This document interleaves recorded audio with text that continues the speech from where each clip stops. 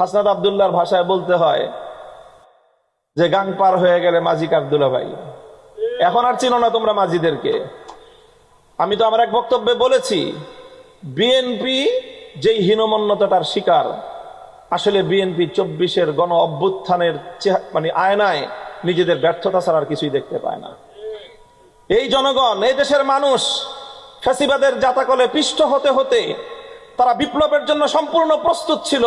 তারা বিএনপির দিকে তাকিয়েছিল যে বিএনপি নেতৃত্ব এই জনগণকে বিপ্লবের জন্য নেতৃত্ব দিবে, কিন্তু বারবার জনগণ এই বিএনপির নেতৃত্বের কাছ থেকে তারা ভীরু কাপুরুষতা সুলভ আচরণ পেয়েছে। ঈদের পরে আন্দোলন হবে, ঈদের পরে আন্দোলন হবে, ঈদের পরে আন্দোলন হবে।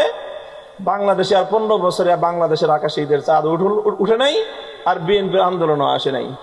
শেষ পর্যন্ত আমাদের ছাত্ররা তারা বাধ্য হয়ে রাজপথে নেমেছে, তারা নেতৃত্বের দায়িত্ব নিজেদের কাঁধে তুলে নিয়েছে। বাংলাদেশের মানুষ তখন নতুন আস্থায় আবার রাজপথে নেমেছে। তখনই সেই বাংলাদেশের বিপ্লবের মহাকাব্য তৈরি হয়েছে। স্যার, একটারে গুলি করলে একটাই যায়, বাকিটি যায় না। বিএনপি নেতৃত্ব কি করেছে? 28 অক্টোবর সর্বশেষ, 28 অক্টোবর না, নয়াপল্টনে যে সমাবেশ হলো 2023 সালে 28 অক্টোবর না, 28 অক্টোবর আমরা তখন জেলখানায় কারাগারে আমরা রোজা রেখে দোয়া করেছি। আগের দিন মনে করেছি আগামীকাল 28 অক্টোবর একটা ভালো কিছু আমরা দেখব। এরপরে যখন আমরা মিডিয়াতে 28 অক্টোবরে বিএনপির নয়াপল্টনের সামনে ভীরু কাপুরুষতার সর্বশেষ প্রদর্শনী যখন আমরা দেখলাম, তখন আমাদের হৃদয়টা ভেঙে চূর্ণ বিচূর্ণ হয়ে গিয়েছিল। আমরা তখন মনে করেছিলাম যে আমাদের মুক্তির সর্বশেষ সূর্যটা বুঝি অস্তমিত হয়ে গেল। এরপরে যখন আবার আমাদের ছাত্ররা, আমাদের এই সোনার সন্তানেরা যখন আবার তারা নেতৃত্বের ঝান্ডা তুলে নিল, নতুন করে আবার আমরা প্রেরণা পেলাম, স্বপ্ন দেখলাম। বিএনপি শুধুমাত্র 5ই আগস্ট 2024 সাল একদিনের জন্য, শুধুমাত্র জাস্ট একদিনের জন্য জুলাই বিপ্লবকে অন করেছে। সেদিনের বক্তব্য শুনেন রুহুল কবির রিজভী সাহেবের, সেদিনের বক্তব্য শুনেন বিএনপির অন্যান্য নেতাদের,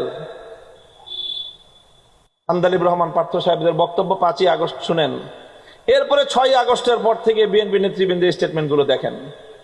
এরপরের দিন থেকেই তাদের বক্তব্য চেঞ্জ হয়ে গেছে। কারণ 5ই আগস্টের আকস্মিকতায় অভিভূত ছিল তারা, কারণ তারাও মুক্তির কোনো পথ খুঁজে পাচ্ছিল না, মুক্তির কোনো সম্ভাবনাই তারা দেখছিল না। 5ই আগস্টের বিপ্লবে তারা আনন্দিত, উৎফুল্ল ছিল, এবং তখন তাদের মুখ থেকে অরিজিনাল কথাটা বের হয়ে আসছে। 5ই আগস্ট রাতের বেলায় শুয়ে শুয়ে তারা চিন্তা করেছে আসলে বিপ্লবটা কি হলো এবং এখানে আমাদের অর্জনটা কি এবং আমাদের ভূমিকাটা কি।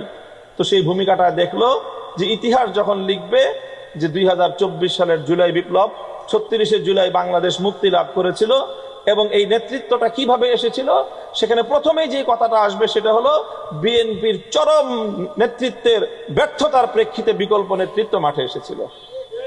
কাজেই 5ই আগস্ট 36শে জুলাইয়ের বিপ্লবের সফলতা মূলত বিএনপি নেতৃত্বের কাপুরুষতা, আপোষকামিতার এক স্পষ্ট দলিল।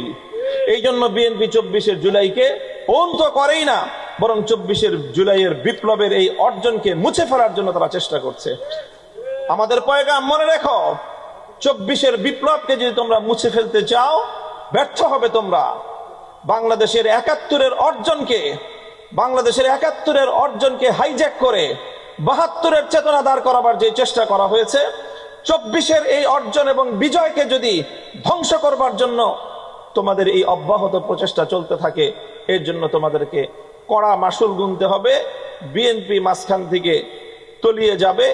বিকল্প শক্তি বাংলাদেশপন্থীদের নেতৃত্বের জন্য যেই দানা বাঁধা শুরু হয়েছে, এটা চলতেই থাকবে। বিএনপির সামনে এখন দুটোই অপশন, এক হলো নিজেরা ভ্যানিশ হয়ে যাওয়া, আর এক হলো জুলাই চেতনাকে ধারণ করা। মাঝখান দিয়ে ভিন্ন কোনো পথ নাই। আমাদের শুভকামনা থাকবে, সৎ পরামর্শ থাকবে, নিজেদের অস্তিত্ব বিলীন করার এই পথের বিপজ্জনক আত্মঘাতী পথে তোমরা হেঁটো না। তোমরা আসো, জুলাইয়ের চেতনাকে ধারণ করো এবং গণভোটের রায় কার্যকর করার মধ্য দিয়ে জুলাই বিপ্লবকে সত্যিকার অর্থে যেই শ্রদ্ধা সম্মান প্রদর্শন করা দরকার সেটা করো। সেটাই তোমাদেরকে ইতিহাসে তোমাদেরকে স্মরণীয় করে রাখবে, অন্যথায় তোমরা ইতিহাসের আস্থা করে নিক্ষিপ্ত হবে। আমি আশা করব যে এই ধারা অব্যাহত থাকবে। ওয়া আখিরু দাওয়ানা আলহামদুলিল্লাহি রাব্বিল আলামিন। আসসালামু আলাইকুম ওয়া রাহমাতুল্লাহ।